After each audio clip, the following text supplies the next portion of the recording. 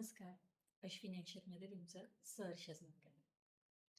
खूप दिवसांनी आपण भेटत आहोत. पण आता आपण सतत भेटत जाऊ. मला माहीत नाही किती जणांनी हे पुस्तक घेतलंय किंवा किती जणांना वाटतंय की हे पुस्तक घ्यायला हवं किंवा किती जण माझे हे व्हिडिओ बघतायत. पण मी माझा प्रयत्न करणार.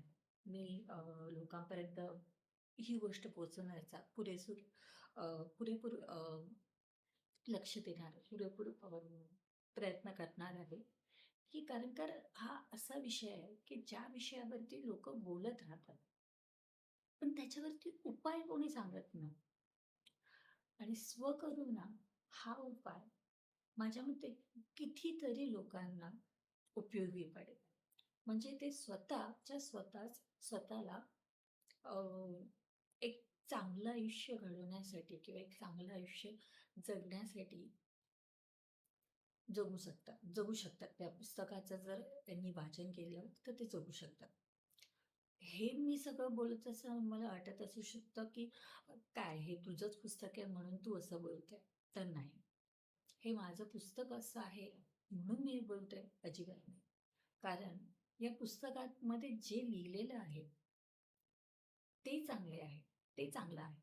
आणि त्याचा फायदा प्रत्येक व्यक्तीला होणार आहे, हे मला प्रामाणिकपणे माहिती आहे. म्हणून मी हे बोलते.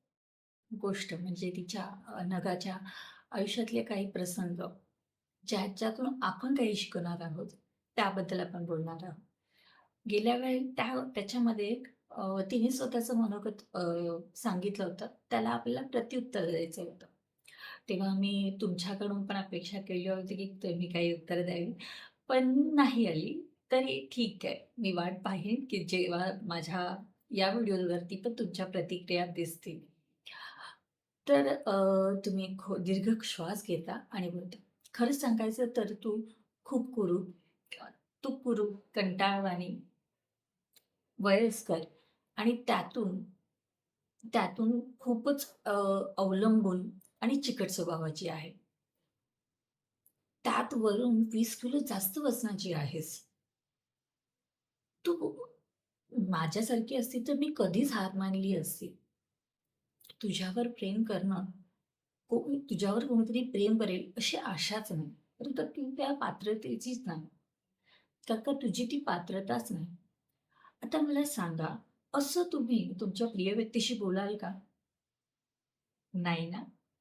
पण गंमत म्हणजे हे असं काही तुम्ही स्वतःशी नक्की बोलाल. हो, हे आपण स्वतःशी बोलतो. जर आपल्यासोबत अशीच काही घडलं असतं, अशीच काही घटना घडली असती, तर आपण स्वतःशी असेच बोलतो किंवा त्याहून वाईट प्रमाणात बोलतो.